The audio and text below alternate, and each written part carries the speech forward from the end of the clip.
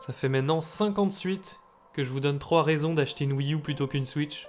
1. La richesse du catalogue de jeux, que ça soit les jeux rétro ou HD. 2. Le prix. Je vois aucune autre console qui a un meilleur rapport qualité-prix si tu connais tous les bons plans Wii U. Et enfin 3. La portabilité. Tant que tu restes chez toi. Enfin, avec le Covid, c'était pas compliqué de rester chez soi. Donc pour faire quelque chose de différent cette année et pas vous rabâcher tout le temps les mêmes arguments, voici un top 22 de mes jeux préférés sur Wii U. Pas forcément exclusif, parce qu'au fond, quelle meilleure raison que des bons jeux pour jouer à une console. 22ème place, Game & Wario. Sans doute la meilleure expérience pour découvrir réellement les capacités du Wii U Gamepad et comment il peut être utilisé dans des petits jeux. C'est pas un WarioWare, hein, mais c'est intéressant, mais pas très longtemps. Fallait pas l'acheter plein pot à l'époque, quoi. À 10€ d'occasion aujourd'hui, par contre, ça vaut le coup. Darksiders 2, un action RPG semi-monde ouvert. C'est plus le genre d'aventure qu'on avait l'habitude de voir sur console Nintendo. Au début de vie de la Wii U, les développeurs tiers lui ont donné sa chance pourtant, et ça a permis d'avoir quelques titres intéressants. Pendant un temps. Celui-là, il a ses qualités encore aujourd'hui. Wii Sports Club, la version définitive de Wii Sports.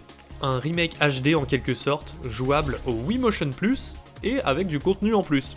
Sympa si vous aviez envie de prolonger l'expérience Wii dans une version améliorée. Nintendo Land, l'autre jeu pour voir ce dont le gamepad est capable. Mais je le conseille surtout en multijoueur. Si t'arrives à rassembler 4 personnes, en plus de toi, il peut y avoir des interactions sympas. Pikmin 3, première grosse exclue solo Nintendo sur Wii U. Retour d'une ancienne licence en plus, de beaux graphismes, c'était enfin la next-gen côté Nintendo, contrairement à Mario Bros U. Il y a des idées de gameplay qui marchent bien, ça reste vraiment dans la même veine que les deux premiers. Captain Toad Treasure Tracker. Tes petits niveaux avec un level design très réussi comme Nintendo sait nous les pondre, des visuels mignons et parfois impressionnants contre les boss, sous ses airs de jeu pour bébé il a de quoi surprendre. Assassin's Creed 4 Black Flag, sûrement le plus gros jeu multi-support qui soit sorti sur Wii U. Le fait de parcourir les mers sur son gros bateau pirate, c'est très bien rendu franchement. Les villes ont de la gueule et le jeu est ambitieux, bien que répétitif comme toujours dans la série. Tokyo Mirage Session, un des rares RPG de la console. C'est pas rien, et c'était une exclue. C'est un Shin Megami Tensei quoi, avec des petites skins discrètes de Fire Emblem. Le scénario et le décor sont originaux, ça change des autres JRPG au tour par tour. Donc si t'as la console, ça vaut le détour. Splatoon, premier épisode de la série, ils ont vraiment testé de nouvelles choses originales Nintendo à l'époque de la Wii U. En ligne c'est moins intéressant maintenant que la communauté est sur Switch, mais il y a un mode solo bien foutu qui est encore agréable aujourd'hui. Shovel Knight, la première fois qu'il est sorti sur console de salon, c'était sur Wii U. Un bon jeu d'action plateforme avec un côté aventure bien intégré qui le rend plus addictif qu'un simple platformer linéaire. Beaucoup de contenu, des campagnes supplémentaires qui changent le gameplay, c'est un des meilleurs jeux indés typés rétro. Sonic and Sega All-Stars Racing Transformed. Sur Wii U, c'est le seul concurrent de Mario Kart 8 qui est à la hauteur. De bonnes sensations, des tracés variés, des véhicules qui se transforment en fonction des surfaces, et surtout, l'enrobage Sega qui permet de retrouver plein de séries super cultes. Super Mario Maker, le Mario 2D au contenu infini. Il y a toujours de quoi s'occuper dessus toute une vie, même en 2022, sachant que le deuxième épisode sur Switch a pas vraiment changé grand chose à la recette. Il y a toujours énormément de niveaux très créatifs à parcourir. 10ème, Super Smash Bros for Wii U. C'est plus le meilleur épisode depuis qu'Ultimate est sorti, mais il a encore assez de contenu exclusif, que ça soit dans les modes de jeu solo ou les bonus à collecter, pour que ça soit fun de s'y replonger, en découvrant le tout premier épisode HD. Paper Mario Color Splash. Un jeu de fin de vie de la Wii U, bien réalisé, drôle, bien construit. Ça vaut pas la formule RPG de Paper Mario GameCube, mais en tant que jeu à part entière, c'est quand même réussi. C'est une des meilleures aventures solo exclusives de la console.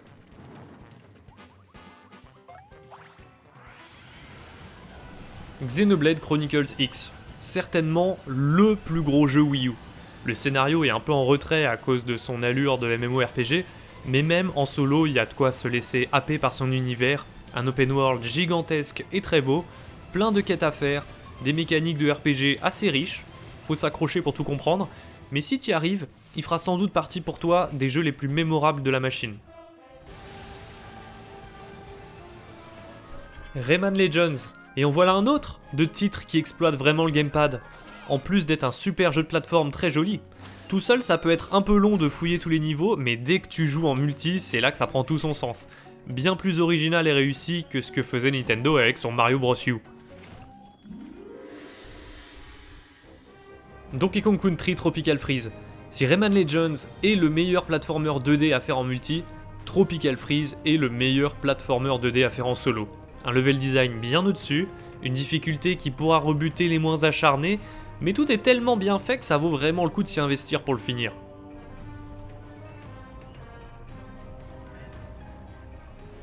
Super Mario 3D World est le meilleur platformer tout court à mes yeux sur Wii U.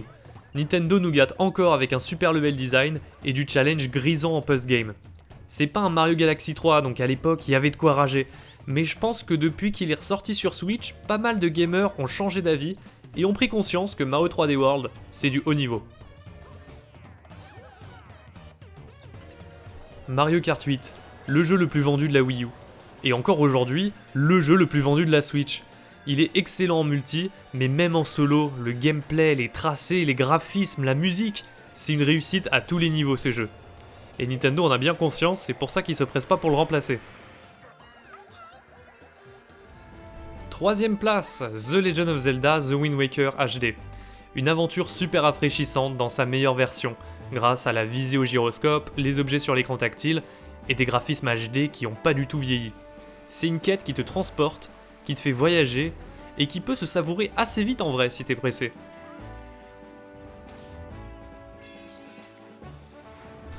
Zelda Twilight Princess HD, même traitement de faveur que pour Wind Waker. T'as même un mode héroïque dès le début si tu veux le redécouvrir avec plus de challenge.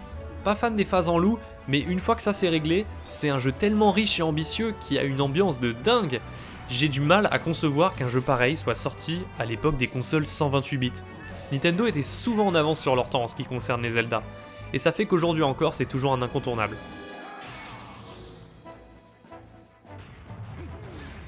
Premier Zelda Breath of the Wild, oui, je fais mon fanboy, le podium c'est que du Zelda. De toute façon la Wii U, c'est LA console des Zelda, t'as la meilleure version de quasiment tous les épisodes. Que dire de Breath of the Wild franchement ? Si ce n'est que c'est honteux que les sites de presse lui aient mis une moins bonne note sur Wii U que sur Switch, juste à cause de quelques ralentissements, et surtout parce que la Wii U était complètement démodée, on avait tous la hype pour la nouvelle console. Ce jeu est un chef-d'œuvre d'inventivité, de liberté et d'exploration. Et ce, même sur Wii U. Parce que dans son développement, c'est un jeu Wii U, et pas Switch, faut pas l'oublier. Là où je voulais en venir avec cette vidéo, c'est qu'on se moque encore beaucoup de la Wii U pour les erreurs de Nintendo en termes de communication et d'image surtout, mais je trouve ça ridicule venant de gens qui surkiffent la Switch. Parce que en termes de jeu, franchement la Wii U était devant jusqu'à 2019 au moins. Et si aujourd'hui le débat il est plus de savoir laquelle des deux est la meilleure, je voulais quand même vous montrer qu'il y a une bonne vingtaine de jeux très amusants à se faire sur Wii U. Indépendamment de tout le reste, indépendamment de la Switch, de la politique de Nintendo, de ce que les gens en disent, si tu t'achètes une Wii U et que tu joues à ces jeux, c'est impossible que tu ne t'amuses pas. Est-ce que ça vaut pas toutes les raisons du monde ?